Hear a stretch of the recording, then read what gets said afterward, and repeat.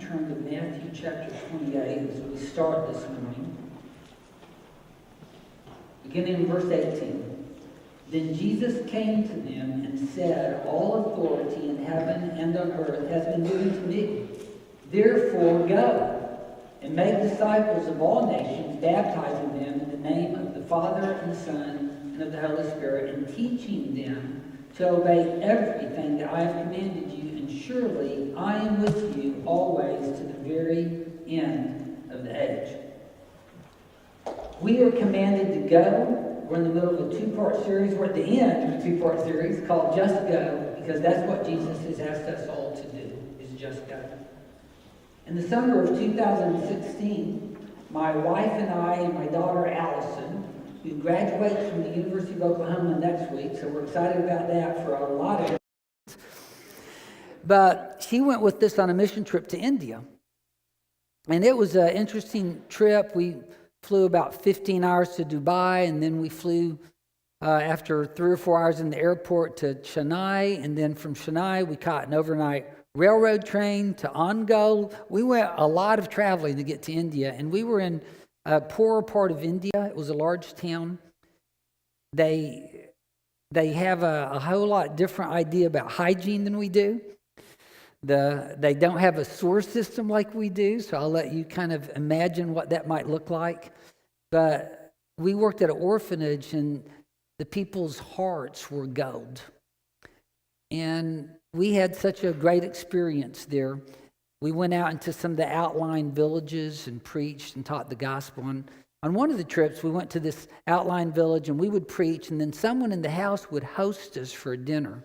And we went to this lady's house, and you could tell that compared to the rest of the country people, she was wealthy. She actually had a really nice house and a big room. She brought us in. We all sat down and ate. You eat with your hands there. And I lost some weight on that trip. I was not a fan of taking rice and dipping it on the sauces. The Indians, when they're done, they don't eat with long sleeves. From here down, it's soaked, and people come around and pour water over their hands to clean it. So I lost a little weight. But we were leaving one day after the gospel meeting, and we were headed after the dinner at the lady's house to the seaside to baptize someone. And this lady kept talking and talking to my daughter. And my daughter came over to me, Alan, and said, Dad, you got to come over here. You got to come over here. I said, well, hang on. I'm evangelizing over here. And she said, no, Dad, you need to come over here. I need you to talk to this lady. And so she drugged me over there. And I had an interpreter. And this lady is just talking away. And this lady looked at me and said, well, this lady is interested in arranging a marriage between your daughter and her son. And I said, well, where's her son? And and so this tall, handsome young man came up. I thought, And so she started selling me on the idea. She said, I have another son that is a doctor, and he's in Europe right now, and this son is in law school, and he's going to be a lawyer. And I went, This was starting to sound promising. And if I remember right, in India, they pay dowries to the father of the bride. So it was getting better as things went. And of course, Allison talked me out of it. And instead, I got stuck with the college bill for the last 2 years. But I was impressed with how much this lady loved her children. And don't we all love our children? I wouldn't give Allison up to him unless I thought that's what Allison wanted, although sometimes I wish I lived somewhere where the parents made the marriages. But I was impressed not only with how much she loved them, but I was impressed with all the kids there in India that had nobody to love them. And we were working with these kids, and we adopted one, and we still send a little money every month to India to this little orphanage to help kids that have no hope if someone doesn't come in and feed them and give them an education and teach them about Jesus. And that's what this orphanage is doing. It's teaching them about Jesus. God has always had a vision for us to reach out to those that are less fortunate and to reach out to those who don't know who God is. That's always been his vision for us. And it was his vision even during the time of Israel. So if you look at Exodus chapter 19, they haven't been out of Egypt long, and they're on Mount Sinai, and God is telling Moses what to go back and tell them. And in verse 4, he says, "You yourselves have seen what I did to Egypt, and how I carried you on eagle's wings and brought you to myself. Now, if you obey me fully and keep my covenant, then out of all nations you will be my treasured possession. Although the whole earth is mine, you will be for me a kingdom of priests and a holy nation." Israel was always intended to be set apart from the other nations for a special purpose that God had set aside for them. But that didn't mean that the other nations didn't belong to God. Those were still God's people. If you're a priest, you're a go-between between God and man, or a mediator. You bring the two together. Israel was meant to bring the nations to God. And if you doubt that, look in Isaiah chapter 2. And in Isaiah chapter 2, you're going to see this incredible vision that God has. And it starts in verse 1. "This is what Isaiah, son of Amos, saw concerning Judah and Jerusalem. In the last days, the mountain of the Lord's temple will be established as chief among the mountains. It will be raised above the hills, and all nations will stream to it. Many peoples will come and say, 'Come, let us go up to the mountain of the Lord, and to the house of God of Jacob, and he will teach us his ways, so that we may walk in his paths. The law will go out from Zion, and the word of the Lord from Jerusalem. He will judge between the nations and settle disputes for many peoples. They will beat their swords into plowshares and their spears into pruning hooks. Nation will not take up sword against nation, nor will they train for war anymore." Well, we aren't quite there yet, but that is where God intends to take us. We know it as heaven, and everything is pointing toward and driving that direction. And that was his go for Israel, and that's his go for us.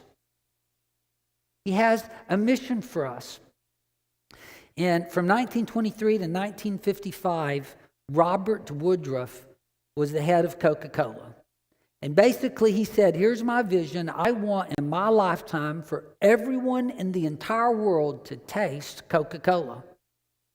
So I was curious when it went to Brazil, because I moved to Brazil as a 2-year-old in 1961. So I got on, and it went to Brazil in 1944. Beat me there. And I found it in Russia, and I found it almost everywhere I've ever been. I found Coca-Cola. And God says in Psalm 34a, or the psalmist says, "Taste and see that the Lord is good." Now, I don't know about you, but I'm here because I think the Lord is good for my life. The joy of the Lord is what I aspire to in my life. There is nothing more blessed than to walk hand in hand with God. One of the great deceptions of Satan is somehow convincing us or tricking us into thinking that there's something we're missing out on if we have to live by God's rules. And it's a lie. Because you may be tempted, but then you'll lose the joy of the Lord. The taste of the Lord in our life is actually very good. Bringing him into our spirit brings us peace and joy and patience. Live without that, and then tell me what's most important, money or joy and love and peace and patience. So his goal is that we do what Israel did. Israel was meant to be a vessel that went into the world to proclaim the goodness of God. That's what Israel's goal was, and that's what their purpose was. Now, unfortunately, Israel did not always do a great job at what they were supposed to do. And a good example of that is Jonah. In Jonah chapter 1, God tells the prophet Jonah to go to Nineveh, the capital of Assyria, and to preach to them. And it says that Jonah instead went to the coastal town of Joppa, got on a boat, and sailed towards Tarshish, which was 2,500 miles the wrong direction. Now, he got on this small boat, and on the left is a relief carving in a wall of a boat from that day and time, and on the right is a better picture of what that little boat must have looked like. And a huge storm came, and the winds were blowing, and it was beating them down. And they were worried, it says, that the ship might even break up. And they found Jonah sleeping underneath on the deck and brought him up, and they cast lots to see who was responsible for this, and they fell on Jonah. I'm glad we don't cast lots anymore, by the way, just so you know. I'd be afraid it might fall on me. But it fell on Jonah, and he said, well, I'll admit it, I'm running from God. And I serve the God that created the heavens and the sea. So this sea is probably his doing. They said, what should we do? He said, throw me overboard. Well, they didn't want to do that, so they started rowing, but it didn't get any better. And they said, God of the heaven and seas, forgive us, but this is your guy. And they threw him over.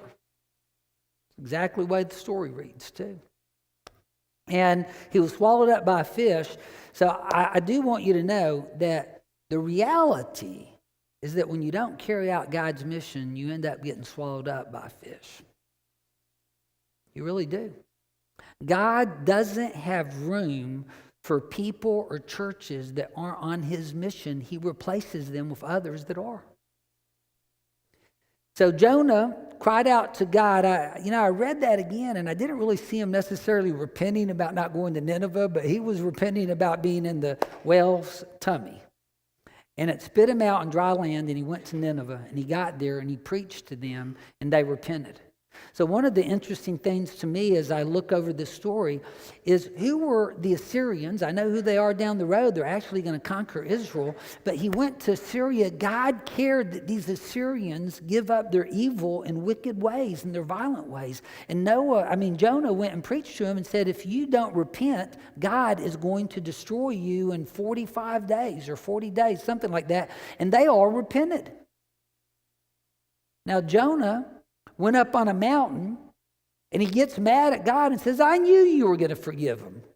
I knew you're a person of grace and love. I mean, look at him, And so he sat on this mountain and built himself a little shelter, and then God caused a vine to grow over him and shade him, and he waited to see what was happening. Well, maybe they'll go back to their evil ways, and he'll wipe them out after all. It's basically the attitude he had.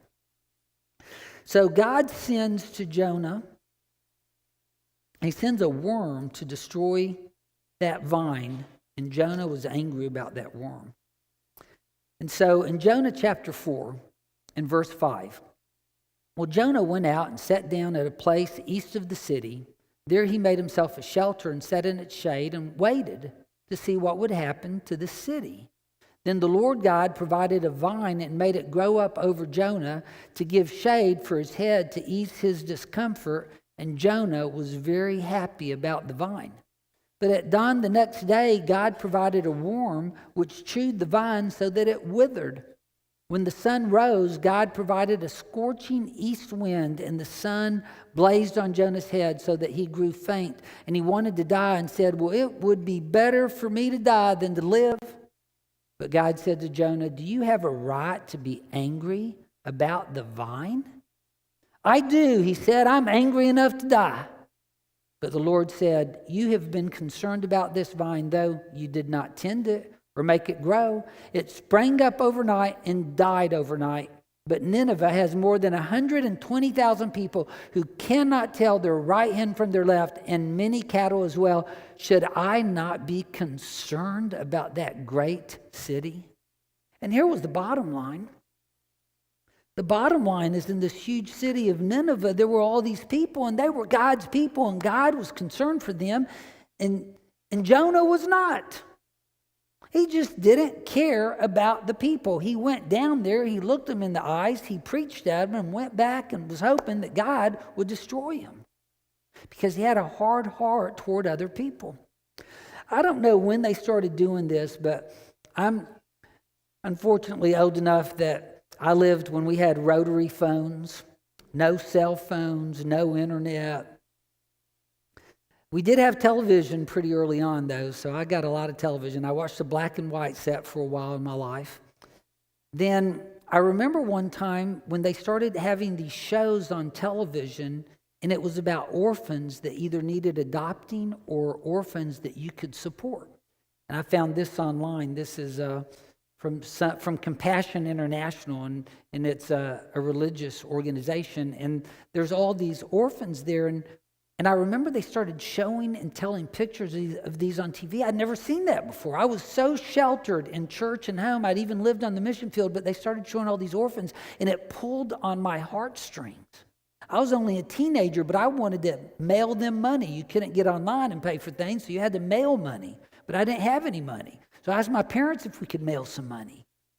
It was really touching my heart. You know, I don't know if they have commercials like this anymore. I record everything and fast forward through the commercials now. That's the best way to watch TV. But I do know that I remember there came a time in my life when I tuned out those commercials about orphans because I'd seen them enough times that they just didn't really impact me anymore. And what happens, we're so comfortable and we have so many of our needs, it's hard to get us to open up our hearts to other people. We're just calloused. We don't mean to be, it just happens in our life. And one of the reasons mission work is so important, it's the same thing that caused God to tell Jonah to go to Syria, is those are God's people. So I'm going to take a few minutes and interview Craig up here. So Craig, come on up here. And we're going to talk about missions and Guatemala for a minute. So, Craig, one of the questions I have for you is, once you became a Christian, did you immediately, all of a sudden, have a compassion and desire to do missions? And if not, how did that slowly occur in your life? No. When I first became a Christian, many people know my story, is that I became a Christian in college. And so for the first couple of years of my Christendom, this was the culmination of my faith every Sunday, right here. Hey, how you doing? Good. I'm Kevin. Good? How are you? Good, buddy. Good to see you. Next person. Hey, how you doing? I'm doing good too. Hey, good. All right, now we're going to sit and we're going to listen to a sermon, and then I'm going to go home and catch kickoff. Right? That was my faith, and so as I began to read the Bible more and more, I came along just a section of Scripture in Luke 12, and it's 48. The end of it says, "To whom much is given, much is required." To me, my faith wasn't requiring me to do much. I saw my faith as kind of an empty shell. I went from being an atheist to a Christian, but really nothing changed in my life. So really, I was called to do something more with my faith than just sit and come to church.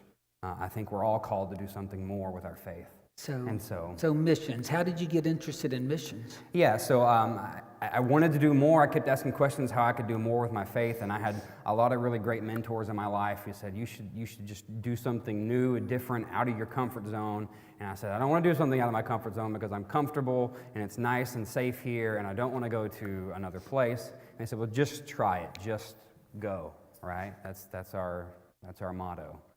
And so I went, I went on my first mission trip to Honduras. I went to this country I've barely even heard of before to see these people I don't even know. But that trip changed my life and it changed my faith. For the first time, my faith became real to me. My relationship with Jesus became real. And what do you mean by it became real? And what role did the mission trip play in that? I had to put some skin in the game for the first time when it comes to my faith. I had to care about it. I had to raise money. I had to work hard to put money back, to save, to put it in there. Like to go on this trip, you had to pay for this trip yourself. And so that was skin in the game. That was putting something to my faith, putting wheels. And so for the first time ever, my Christendom, my faith in Jesus had something behind it. And so I went, and I was impacted. I was impacted way more than we impacted those people that we went to see. I can remember coming back home that very next week after Honduras and walking into to my bedroom, and my bedroom being bigger than some of the places that we built for families, and so like just understanding how immeasurably more we are blessed materially. So when we were talking, you were telling me about the story of Freddie over in Guatemala, and partly I want you to share that because if you haven't been and you don't meet some of these people face to face and look them in the face and hear their stories, you have no idea how it impacts your life. But will you tell us a little bit about the story of Freddie? And we have a picture here of Freddie.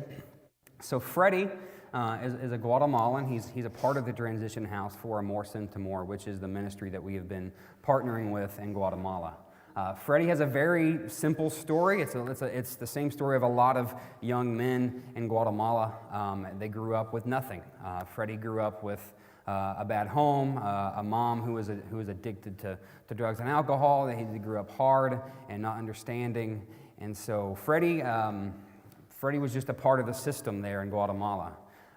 Actually, Freddie lives about 3 hours away from Guatemala City. That's where his original village is, in Zacapa, Guatemala.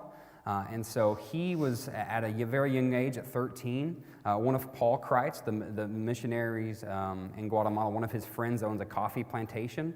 And so with some of those funds from his coffee plantation, he started a school and like a home for at-risk kids in their community.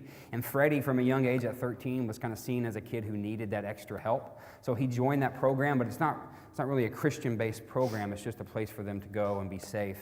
And so when Freddie graduated from that program, a lot of times when these kids graduate, they just go back to the same life that they were leading before. And so Paul was contacted about Freddie and said that you need to really look at this kid to bring him to Guatemala City. And so he did.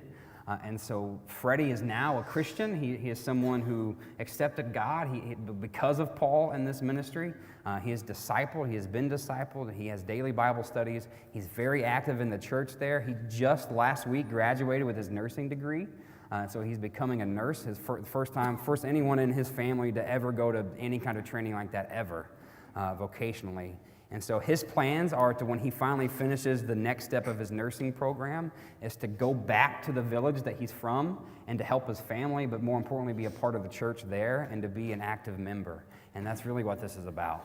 Yeah, I lived in Brazil. I was a missionary kid for many years, and nothing is more powerful than when the Brazilians started getting trained and they started being the missionaries to Brazil, not the Americans being the missionaries to Brazil. You said that some of them go back. What do they go back to, just briefly? They go, what do you mean? After they leave the place, they have to go back to their old life. They don't have to go back. That's a choice for them. Okay. But many of them choose to go back because they have this calling on their life now to be that light in their community, to be that person who brings Jesus to their community. What all did they escape besides eternal damnation coming in? What would have their life had been like otherwise? A life of addictions, lives of prostitution, things that we just don't see a lot of, unless you look for it here. And so they escape that life and they have hope for the first time. Yeah. Okay. Thank you for sharing that. Thank you for your heart and for you asking and challenging this church to go with you and the youth of Guatemala. And thank you for being a vessel for God. I'm thankful that God found you and saved you, and now that you are returning that favor and taking his message to the world. Thank you, brother. Thank you.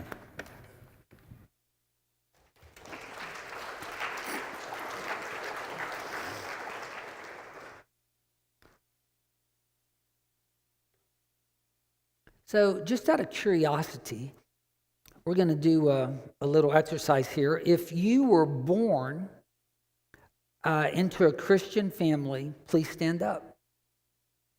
If you were born into a Christian family.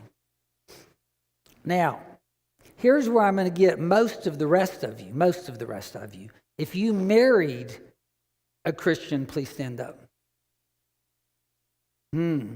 Okay, now, there's probably a few exceptions where you were converted and then you got married, but I bet a lot of you, I should have said, if you were converted while you were dating your wife, stand up, and that would have caught everybody. So here's what I want you to know. If we're not careful, church becomes a pretty exclusive club that you either have to be born into or marry into. Sit down.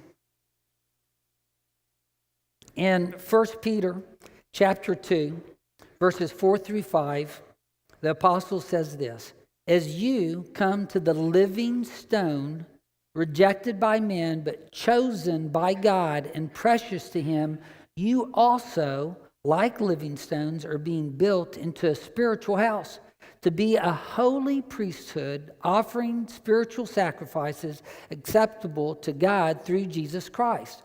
Verse 9, But you are a chosen people, a royal priesthood, a holy nation, a people belonging to God, that you may declare the praises of him who called you out of the darkness and into this wonderful light. We are a priesthood, a holy nation, and we have become God's vessel to declare the praises of God to the world. That is our primary purpose. Outside of making sure that we protect our own Christianity, that we bring our families up in the church, those are all important things. But God's mission for us is to go out and to bring others in, or to go out and share the gospel and plant seeds elsewhere and leave them there. That is what God has called us to. In John chapter 10 and verse 16, Jesus says this. He's talking about how he is the good shepherd. And he says, I have other sheep that are not of this sheep pen, and I must bring them also. They too will listen to my voice. And there shall be one flock and one shepherd. Jesus was letting the Jews know, we're going to expand the tent. We're going to enlarge the walls. God's vision is to bring everybody to God. And the church is the vessel by which God carries out that mission in the world. That's us. We're the vessel. In the late 1800s, the railroad industry dominated transportation of all sorts. But shortly after that time, the automobile was invented. And the train industry missed a golden opportunity. How many of you know who Gould is? Okay, a couple of you. Now, I didn't know who he was because he was involved in train industry, a great train investor, and built an empire investing in train companies. But he thought that he was about trains, and he didn't realize that what was really important was transportation. So when the automobile industry started taking off, the train industry ignored it.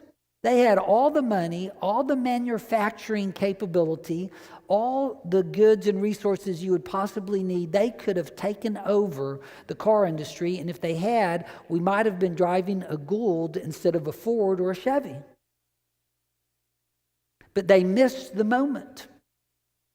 And as a church, God places us in a particular time and place, and we don't want to miss the moment. Israel missed the moment. God had to recreate the church to carry the rest of the moment out. In Luke chapter 5,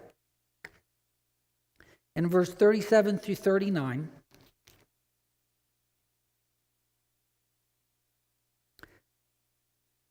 it says this. Jesus says, and no one pours new wine into old wineskins. If he does, the new wine will burst the skins, and the wine will run out, and the wineskins will be ruined. No, new wine must be poured into new wineskins, and no one, after drinking old wine, wants the new, for he says the old is better. So Jesus is pointing out a problem here. If you pour new wine into old wineskins, well, those have leathered and dried out and expanded, and new wine ferments, and as it does, it expands and it breaks the wineskin. So you have to put it into new leather wineskins that still are flexible and can expand, so as the wine ferments, it can change and be molded to the situation within it. And as the church, we're not called to like the old wine. We're called to be a vessel for new wine. That's what we're called to. And if you aren't a vessel for new wine, and all you're interested in doing is preserving the old wine, God will cease to use us as a church. And our landscape of the United States of America and around the world is littered with churches that were concerned about protecting the authenticity of the old wine, and they are dying because they weren't vessels that allowed new wine to be poured into it. And that's what God calls us to do. In Proverbs chapter 29, verse 18, it says, where there is no vision, the people perish. Now, as a biblical theologian. I wouldn't consider myself a scholar, but as someone that likes to study the Bible, I have dug into that translation, and it might be better to say where there is no revelation, the people cast off restraint. That might be a little bit more literal, but if you study the word vision, that word in Hebrew is used in regard to dreams that people are given. So I think it's not completely a stretch to say that if you don't have a dream or a purpose, then you cast off any sort of purpose at all in your life. If you don't have a dream or a purpose or a mission in your life, you perish. And a purpose for a church can't just be inward, it has to be outward. I read a book once by a pastor at a very large church, and they were growing all the time, and they interviewed him and said, "What's your greatest challenge?" And he says, "My greatest challenge is every year I have to keep reminding our church to move outward and to quit focusing and gathering only inwardly." He says it's just human nature, and one of my greatest tasks is to constantly focus everyone outward. We focus inwardly without even trying. We take care of our families, we take care of our church, we take care of our people, and that's good stuff, but that isn't enough. God calls us to more. He says, just go. Just go. So you, this church, us, collectively, have been called to be a vessel that goes to the world with the gospel. That's our calling. God does not want us to be like Jonah, who ran the other way and suffered the consequences. God does not want us to be like the railroad industry that missed the moment and missed the biggest thing that ever happened at that point in time in regard to transportation. God does want us to be like Coca-Cola and to be concerned that everybody in the world has a chance to taste the goodness of Jesus Christ. God wants us to be new wineskins, willing to change, willing to adapt, because we're not interested in what pleases us, but we're interested in how we can bring others to God. That God wants us to do. So God says, through his son Jesus, go. And we have a decision to make. It's go or suffer the consequences of Jonah. Those are our decisions. But what I hope that we will do, and what I know you want to do, and what I want to do, and what we are about at this church, our mission here is living like Jesus by loving and serving all. That's what you all decided before I came, is you wanted to live like Jesus by loving and serving all. When I came here not that very long ago and sat down with the leaders and with this church, they said, we want to move out. Well, good, because God is asking us to go out. That's what God is asking us to do, which means that we need to open our hearts up to the Ninevites, to the Guatemalans, to the Russians, to the Mexicans, to our neighbor, to our coworker. And we need to carry the message of the gospel and the goodness of God to them. If we can pray for you and encourage you, we welcome you to come. We have elders at the back and here at the front while we stand and while we sing.